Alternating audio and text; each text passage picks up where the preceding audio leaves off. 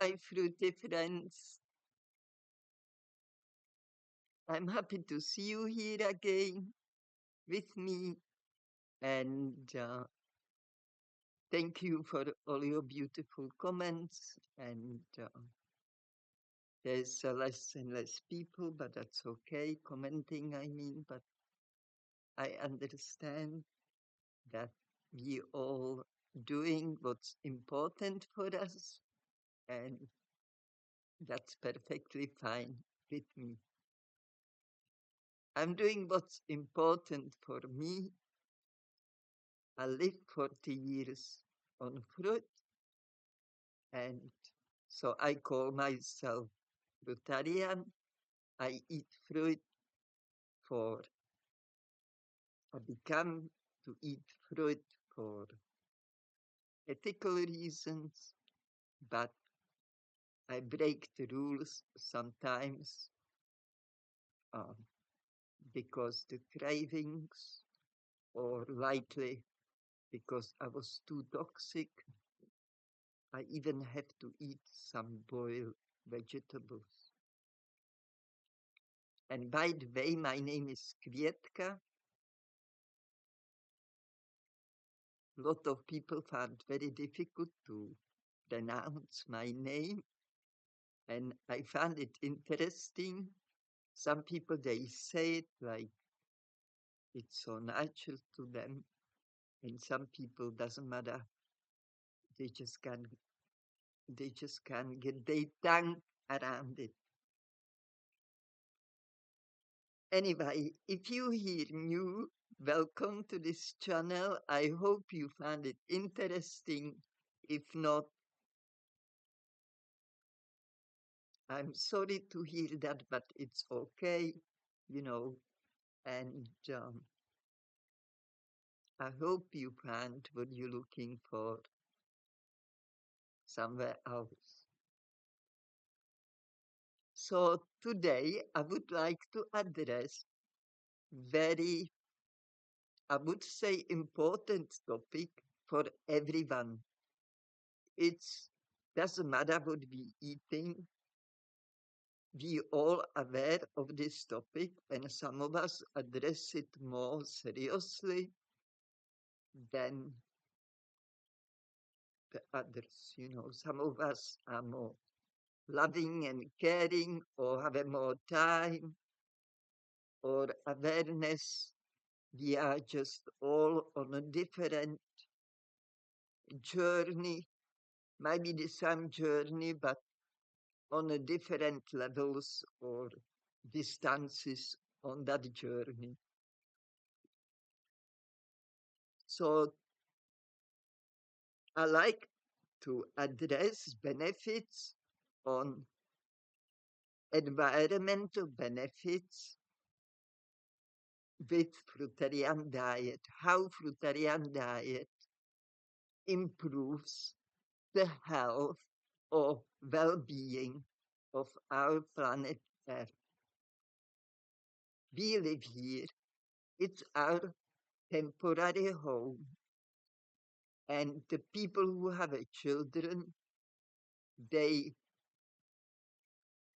carry on in that next generations, and it's important for them make sure their children, their grandchildren also can enjoy uh, the nature,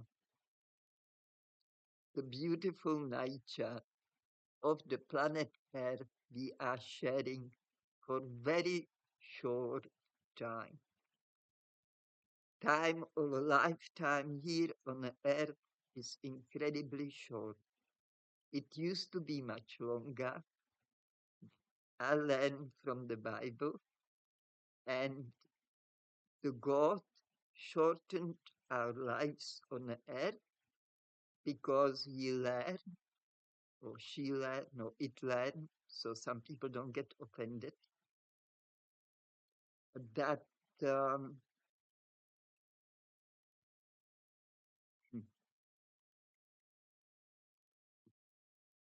God learned that people on Earth are too naughty They not nice to each other.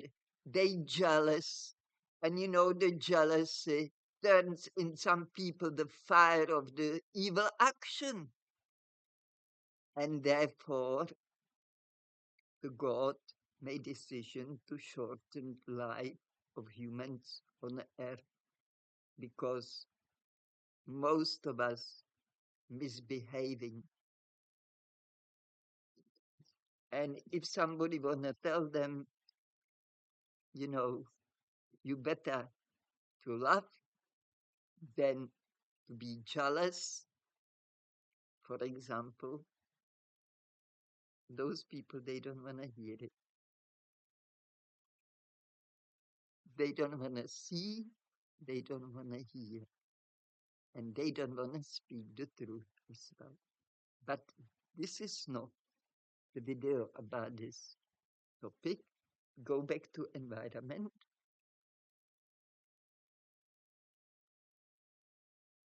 Today I look like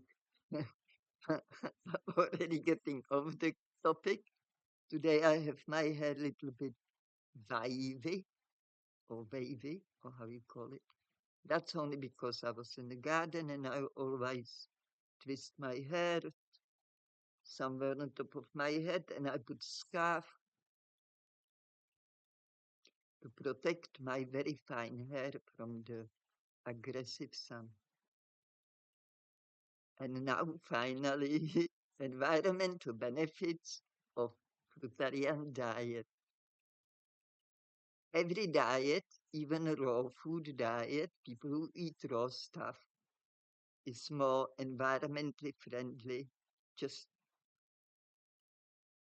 for many reasons. And I will address some of them. So, for example, me as fruitarian, I buy fruit. I don't buy pickled fruit, tinned fruit, frozen fruit, sometimes, but not anymore. Sometimes I used to in the past buy berries because they were much cheaper frozen than fresh. When I used to save a lot of money, I need to save a lot of money to go to visit my mom and stuff. So,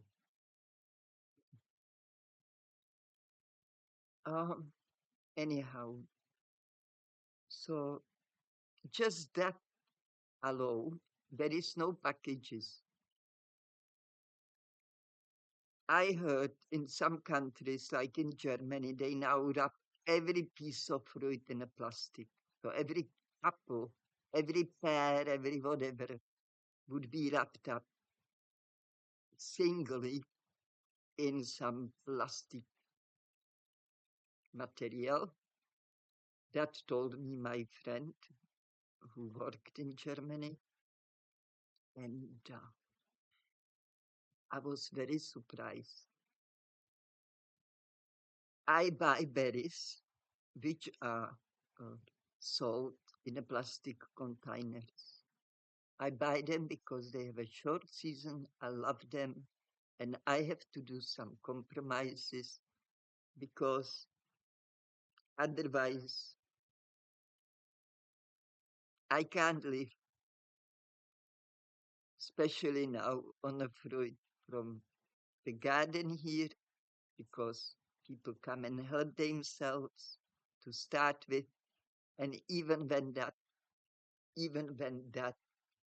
uh, want would, uh, how I say, even if that didn't happen, there is still not enough fruiting trees for me to be able to live just from my garden. So I still have to go out in the shops. Now I'm very, I can't still enter the local markets, but I'm working on it. And it not depend all on me, but slowly, surely, I'm getting to that point, and I can wait for it because I love the best fruit I buy at local markets. not the cans markets. They bring fruit from all over the places, but the little places like we have here, it's definitely local. You know, even some people, they have just few things from their garden. So you have to be early there to get to it. And so it's the packaging. We don't use the raw food people. I suppose depends. You know, some of them they use so many things with the packages. I won't address that. I just address fruitarians, okay? Because that's what I am. And raw food people, they can address they they benefits of and for the benefits of their diet to environment because, as I mentioned a few times before, it's all very branched out and people eat different things. But the fruitarian diet is really simple. You just eat fruits. This is kidding. And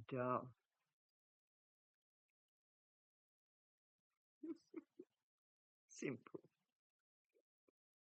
And yeah.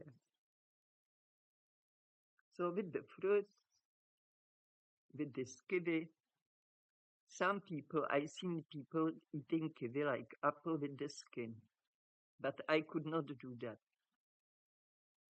For me, it's too rough. It's not pleasant uh, sensation for me to eat kiwi with the skin. But people who eat it with the skin, they're doing great job for environment. I will too, because the skin would be composted, and the compost is uh, very environmentally friendly, especially compost from fruit, because fruit is how you call it digest in our body fast and digest in a soil fast as well. I used to usually live in apartments and in a park and on a grand floor, so I always had a garden because ground floor people always have the front garden of the apartment buildings. And each morning I will go in the garden and I will bury the compost from previous day. I will just dig the hole or a few holes around the plant and I will put compost in there. And when I returned, because the garden was too small, it was not big, so I was circling in with the compost, and within 2 weeks, when I came back to when I started, it was already turned into soil. Of course, there are some skins which are more hard, like to digest, like citrus skins and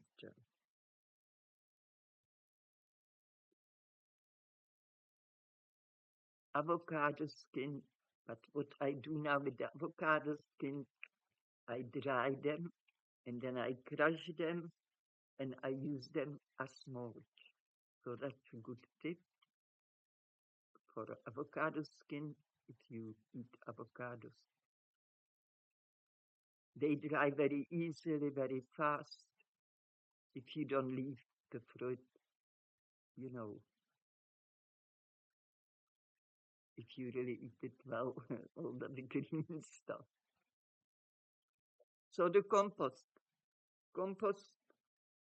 environmentally building up very good soil, the best soil, top notch soil, if you use good, healthy fruit. If that fruit has some disease, I would not put it in a compost. because it's press. And that's what you don't want in your garden, because all your work would be go going downhill. You may not even get crop because all fruit maybe get sick before you have a chance to eat it. So compost also invites more worms in a garden, and um, that means the garden is more healthy also because the worms making good work in a soil. They make a lot of waste inside, so they like make it more airy, and because they eliminate in a soil, that's also is nutritious for the soil, builds good soil, and both the fruit compost and worms and what have you will improve the quality of the fruit you're growing. So, and that's the food production. Food production with the fruit is the most simple,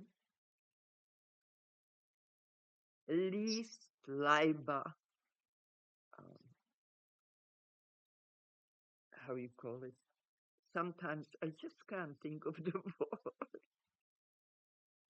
You use very little bit of labor, the least, I believe, in all food production. For example, I saw video how the rice is lot of people eating rice. It's very cheap only because it comes from the countries where $1 can maybe be enough for people to live on for, say, 2 weeks, what I know, but this is just a rough guess of mine. Don't take that like that's true. That's really how it is. But this is just example to say that the cheapest food, one of which is rice, is so demanding, so much heavy work, very heavy work. I watched this two Czech guys, they were walking around the world, and when they were in those mountains somewhere, in those countries where they producing a lot of rice, they actually try to have a go, walk behind the bullocks, or the animals to, they was like rowing, going through this muddy, walking through the mud is not easy. And you have to help to push forward, and just that part of the work, very difficult. And that's very curious how it's cheap, but the fruit is very expensive, especially now, even more so than ever. Fruit wasn't expensive, actually. I shouldn't say that more than ever, because I remember when I came to Australia 40 years ago, even 20 years ago.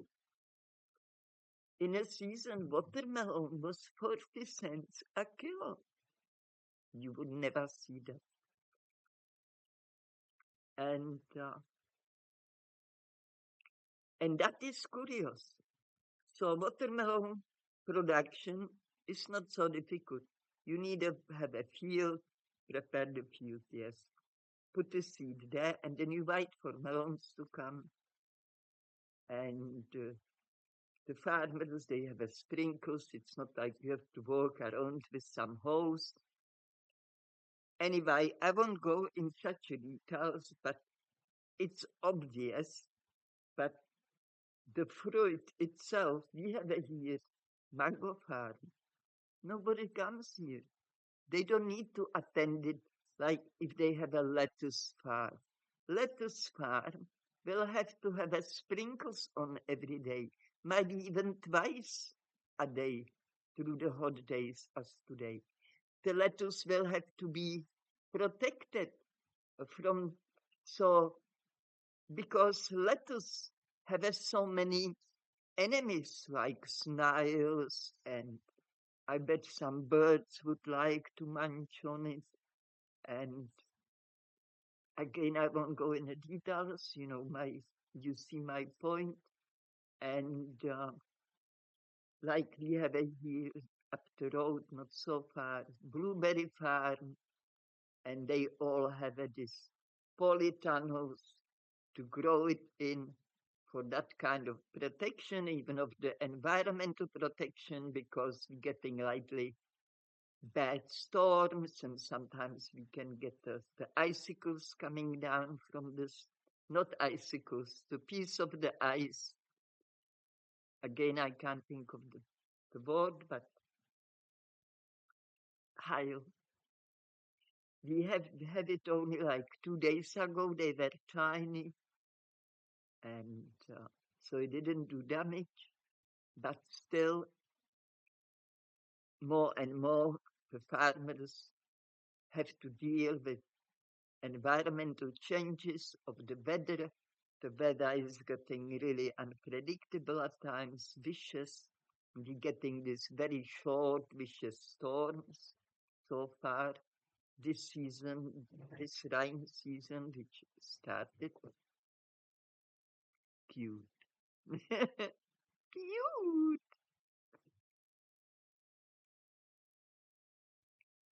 So anyway, back to the mango farmers here. So they they come to prune the trees after they harvest the fruit. They don't even come to spray the trees, anything, because we just water here with them. I would be very aware of their actions like that. So I know they come prune, they come to harvest. And they don't come and harvest like only most yellow mangoes. All it's taken. Doesn't matter. They all take it. With mango is good though that even you pick a green one, hard one, it's within week or two, it turns yellow, it turns soft and very yummy.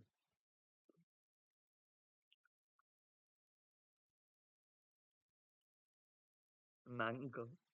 Mango pick very good name for himself. Very yummy name. Anyhow, um, I want to share with you while I thought of mango that I want to make a video, in memory of Mango, my sweetheart. But I'm not ready yet. I know I don't want to keep crying because it's still very difficult for me, especially remembering the good things which we share most of our life together. Mainly we share the good things.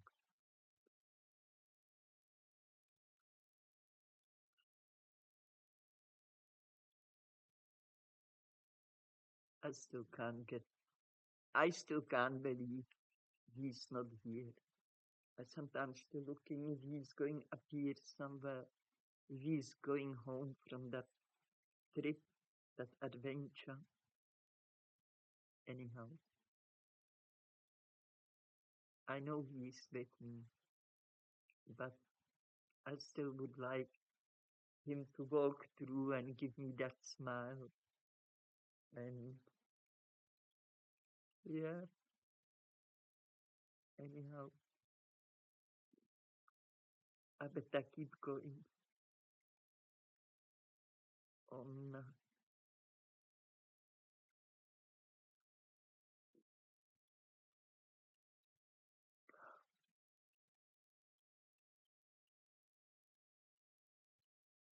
environmental benefits of fruitarian diet. So fruit production is very easy, very simple. Once your trees grow to certain height, they have no enemies. As long as the human, they can come and cut your tree, so take a fruit of your tree. They didn't have, it's not happening only here in this garden. It's very common thing to do for some people. But hey, that's the world we live in, and our light will shine on doesn't matter what, because it comes from inside. It doesn't come from outside.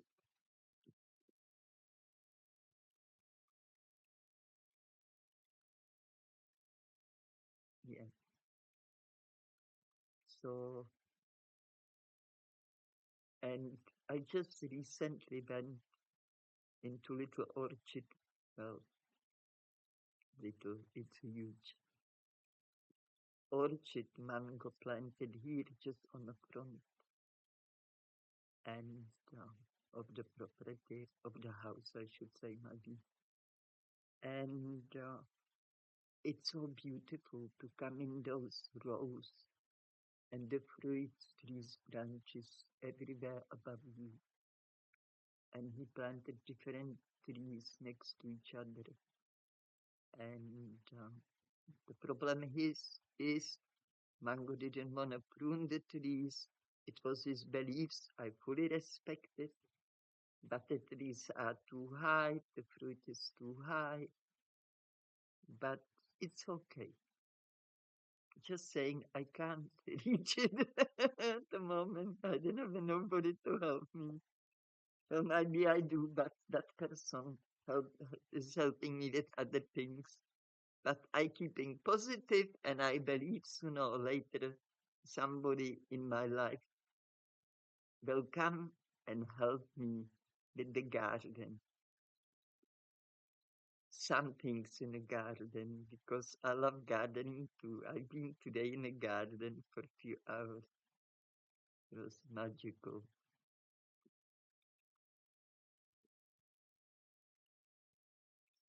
So I don't think I have to say more about this.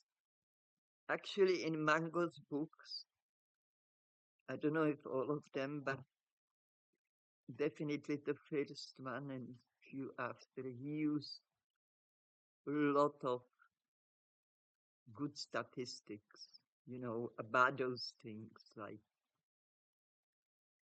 how the difference between the production of the wheat or any grains or fruit and what is most produced in this world as the human food, it's the grains. And most of the grains is produced is the rice and wheat. Wheat even more so than rice, because the daily bread,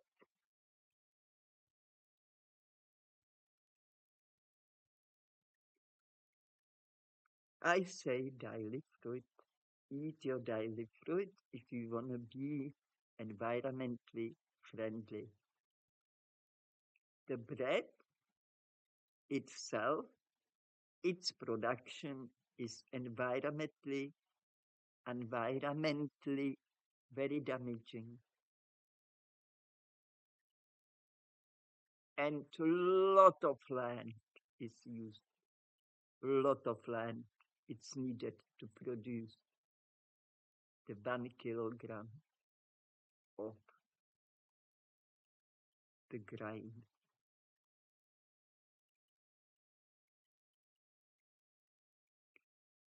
Yeah, that was my father. He was that kind of farmer, producing grain, but also, I'm not sure if they grew potatoes, maybe just only for their family needs.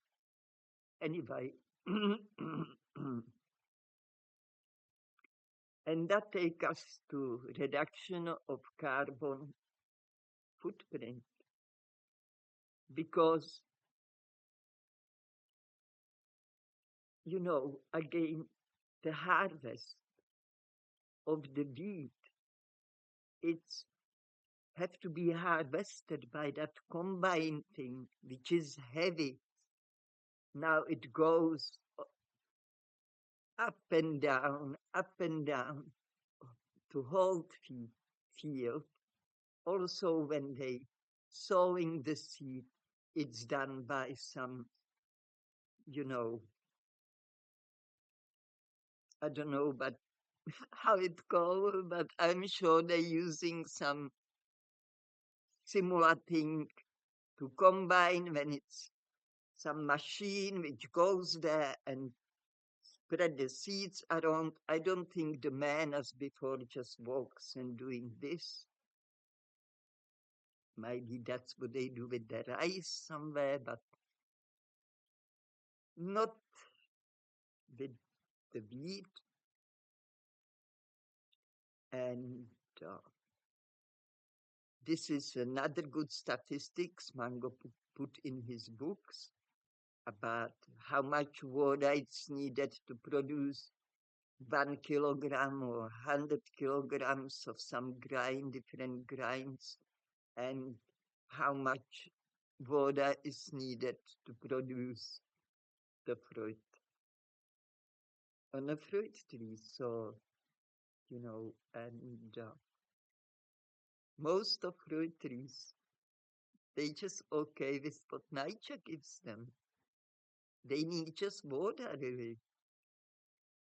Uh, and they get it from the Rhine. And when it's snowing, the countries where they get snow, we get the snow here too in the snowy mountains. Um, that's Australia. So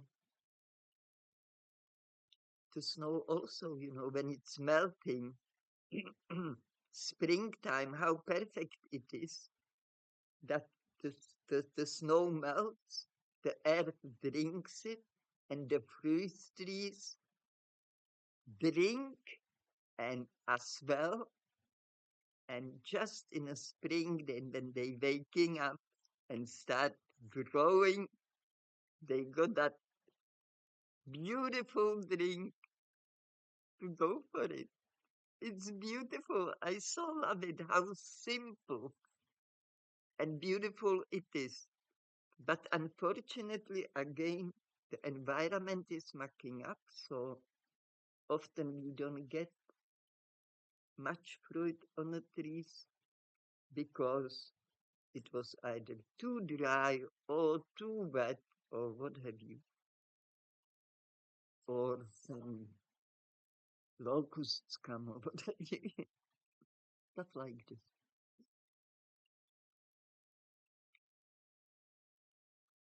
Also, so with the environment, fruit or orchards,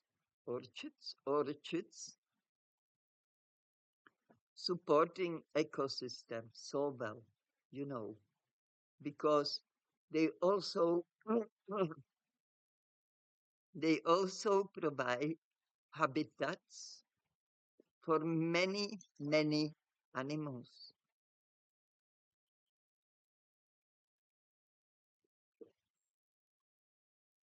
Like we have a green ants in fruit trees here. Lot of birds.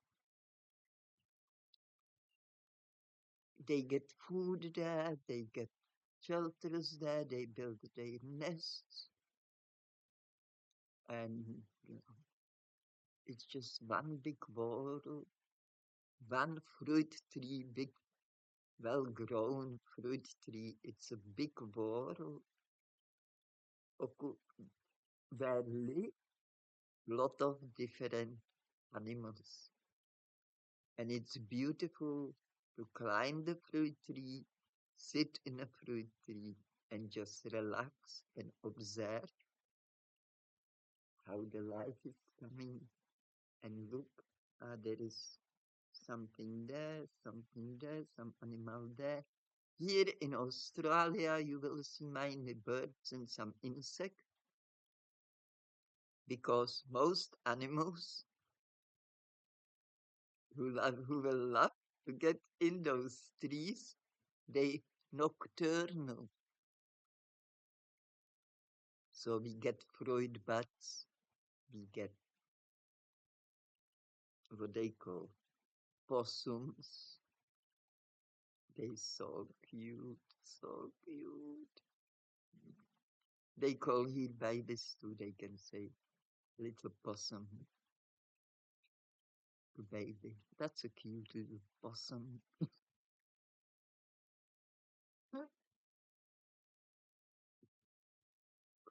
Fruit trees also, if you made a beautiful fruit orchard with a different kind of fruit, the bigger trees are, the bigger roots are, and the roots also keep the soil together. So there is lot of trees, you hardly get the landslides. You may get them in the mountains if some rocks start falling and it's too steep and then it's too big impact on a plant. But if you live in a not so mountainy place, not so dangerous place, even here we get, how they call them,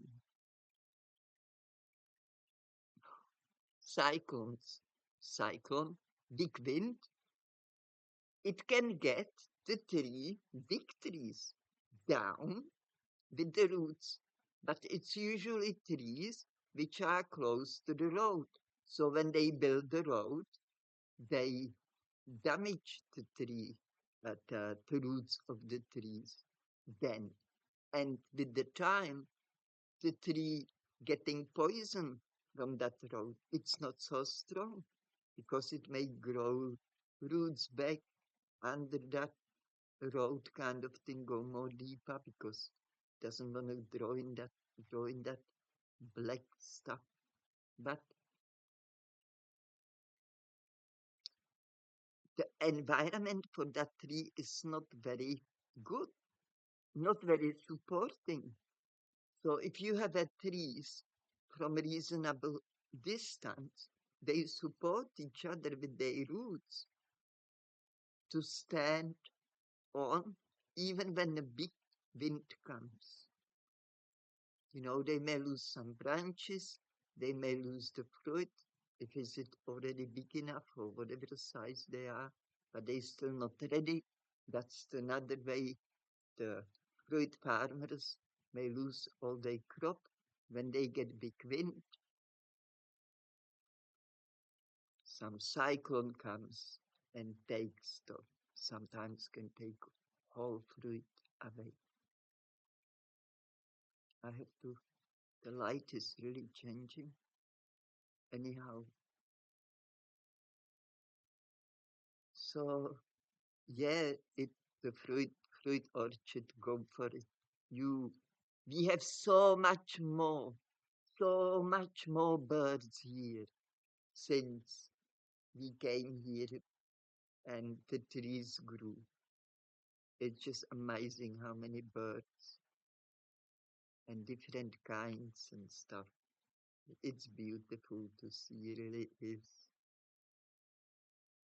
And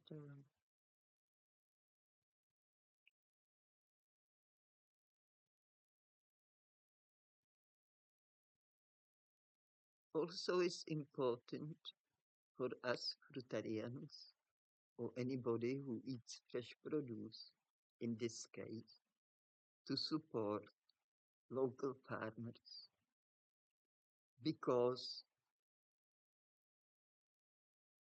they very important because the food is very important. We eat every day unless people fast or what have you. That's the exception of the rule really, because if there is some religious fasting, it's usually 1 day, or it's nothing which is common thing to do. That's what I try to say. And we eat every day, few times a day. This is what we do most, I think. Eating, and if you well, if you're doing well with your well-being, then it's also elimination. So it's very good to support our local farmers because they doing the best thing, one of the best things. They provide us with the very good food, the best food you can think of. You can, I don't believe, for me, there is not better food than fruit. Any other thing I eat, I never feel so good, and my body also uh, shows it. It's not only the feeling, but physically, I can see how my skins start developing more wrinkles or more deeper wrinkles, or my hair suddenly feels strange. Even my skin may feel suddenly dry and stuff like this. So, you know,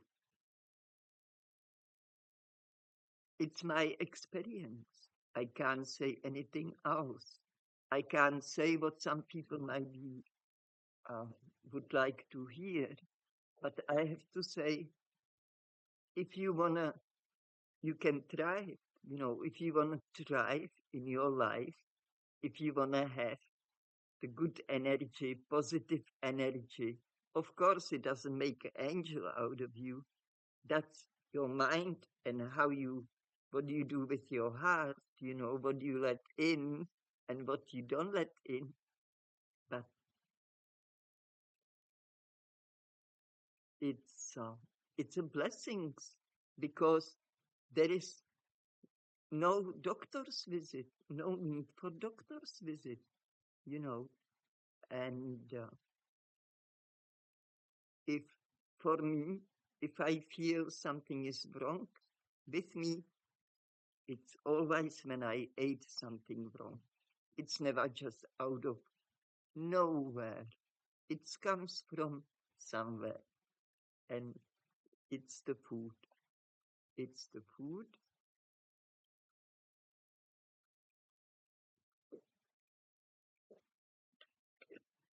And be aware of the medications, even if you have to take it.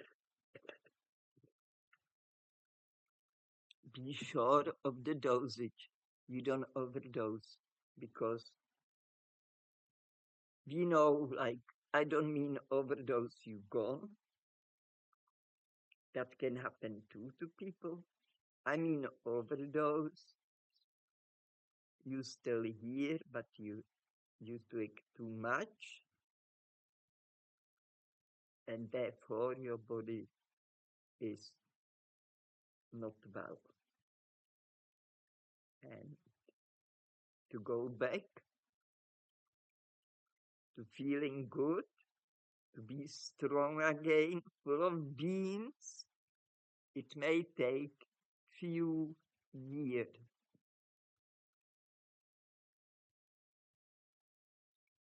I'm 5 years healing already from overdosing on dental anesthetics, methotrexate. And that's the one they give to pregnant women. That's the only one from what they had I could kind of tolerate. So imagine that. So um, it's no good to blindly believe everything somebody tell us. It's always best to be careful, and that's what I learned from this mistake. Next time, if I ever need to have any kind of painkiller, I would take tiny bit, only tiny dose, and because this is just too much, too dangerous. I met a lady, she went through the same thing.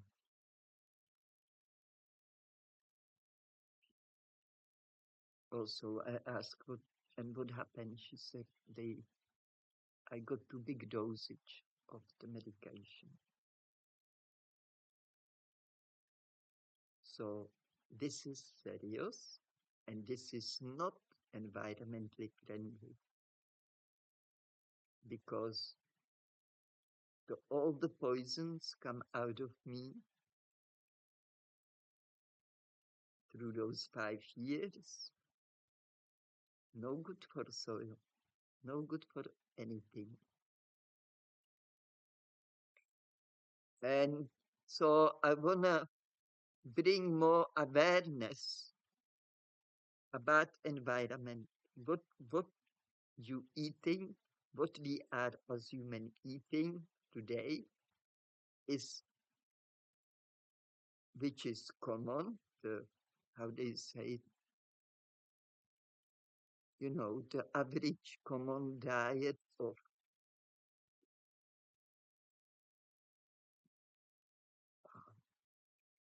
typical American, typical Czech, typical whatever diet, um, it's tragic.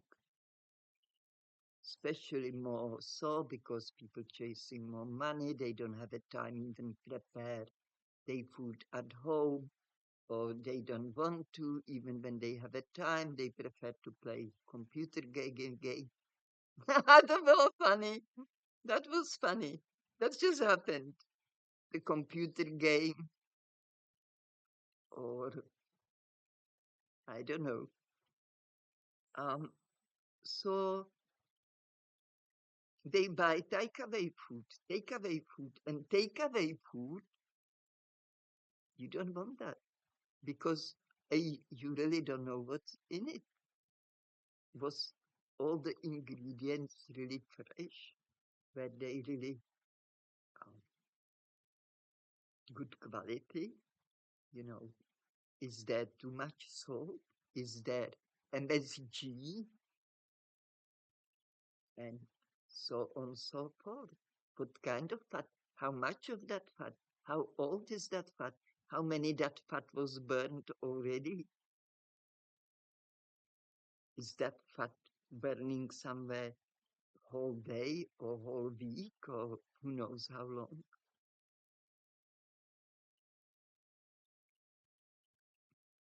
Somebody told me a while ago, they asked the takeaway shop guy, what's the most popular thing people buy?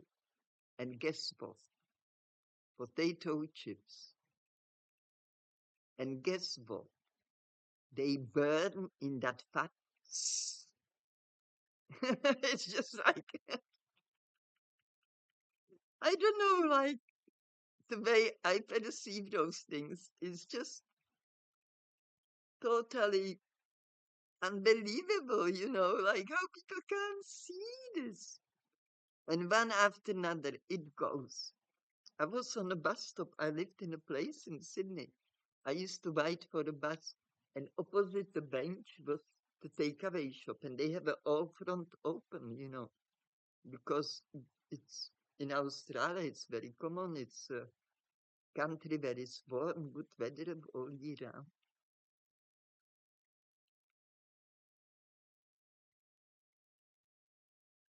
And it was just constant, it was going constantly, that oil. I never seen them changing oil. It was constantly putting that chips and what have you, they were, and the other things, they were frying a lot of different things. And they open, I don't know what time they open, but I'm sure they open till the night, late night, because a lot of people go out at night, they want to eat, takeaway. It's very common, very popular. A lot of people, they go from work, they pick up takeaway, or they ring for takeaway when they arrive home, if they don't take it on the way from work. And this is another reason. This is definitely not environmentally friendly at all. This is not friendly to your well-being at all. Yeah, you may be able to walk, you may be able to go to work. Yes, I know you function, but you need that coffee. Don't tell me you don't need that coffee to have that energy. If you eating takeaways, if you live on takeaways, and so it's really important to be aware the way we eating, how that affect the environment. And we are also part of that environment. We producing and we eliminating or throwing out a lot of things. So people who eat everything, they have a lot of rubbish, a lot of packages, everything they don't. Most of people I watch in a supermarket, they buy very little bit of fresh produce. It's maybe 2 tomatoes, 1 cucumber, 1 lettuce, and that may be it.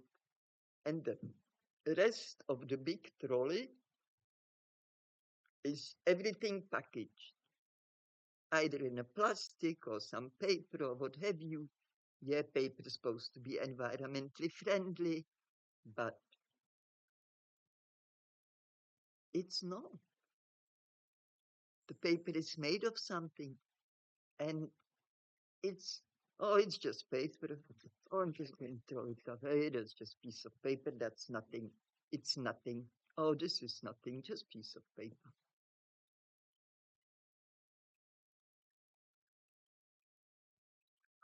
This didn't grow on a tree.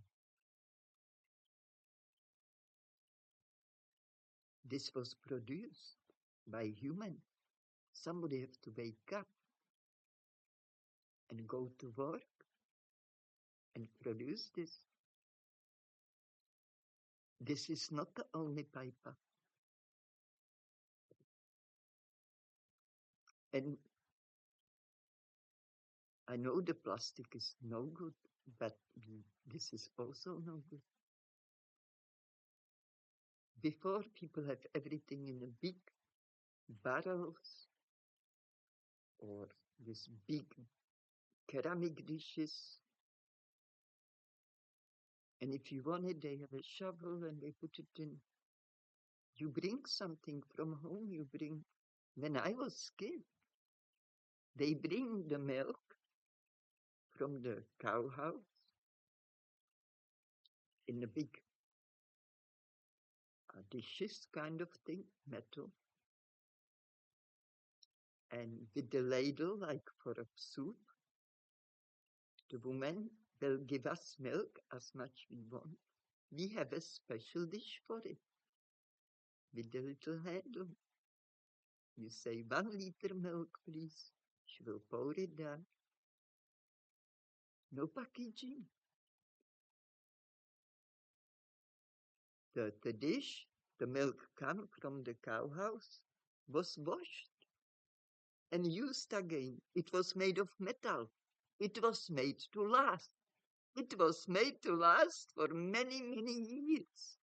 And then as modernization came, where are they, those really good dishes? Not that I'm supporting milk production, but this is only the example of how, in the name of modernization and civilization, we are actually destroying our environment. We are very destructive.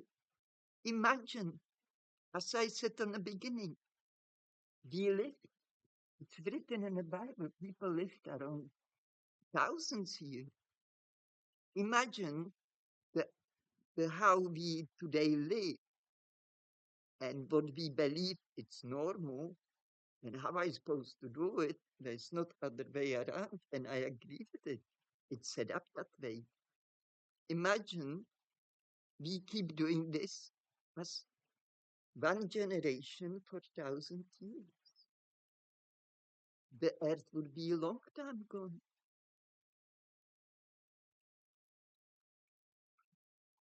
Anyway, so it's important to be aware. What what is this? Where is it come from? How is it made? What is it made from? You know, what's involved in production of this? And do I need this? Actually, I don't need it. You know, I start eating with the spoon just out of the habit. But my preferable eating way is by the hands. And I tell you something, I enjoy the food more when I eat it with the hand, even a chop up fruit salad, whatever, because I don't know why, but it tastes better. To me, it tastes better. Anyway, the time is up and it's time to go for me. And I hope everything is good with you. I hope life it treats you very well. And I hope you cultivating love in your heart, because if you don't, you better start. Because if you don't have a love in your heart, we all have it. But if you don't cultivate it, if you don't protect it, if the darkness comes and wants you to get involved, it's up to you if you say yes or no to the darkness. It's up to you if you say yes or no to the darkness, or if you say yes or no to the light. Light is love. Love feels beautiful. It's the best feeling I am experiencing. The love for everything which is alive. And I believe everything has a life in it, and or some kind of energies which is life. Everything like that is life. And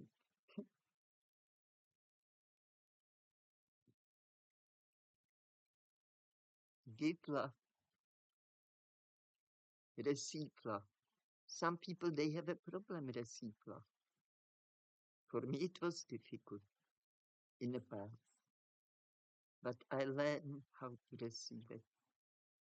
And I always was giving it. I have never problem to give love. Anyway, I'm blessed that way, and I hope you are blessed that way as well, because it all makes a big difference. Because if we truly love and we look at everything,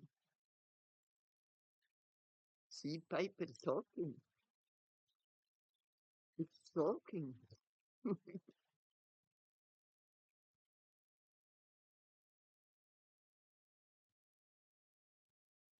Give love to every tree, every blade of grass, every person, every animal. Just feel love for everything. And then I just don't have a word. It's so beautiful. The energy to live. I feel like child. I feel like child. I'm being looked after because I know my consciousness or conscious is free.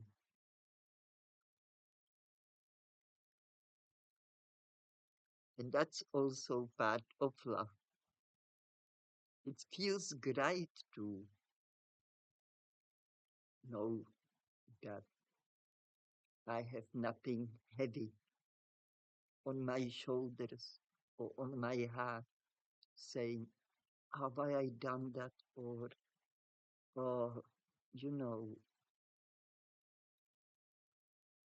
or feeling bad because I hurt somebody. Because if we hurt somebody, it doesn't feel good. It doesn't. It doesn't feel good. But if you love people, nature and skies and water and animals, that feels beautiful. And with that, I hope to see you here next time. And I thank you, I hug you, I love you, and I wish you only the best and lots of love.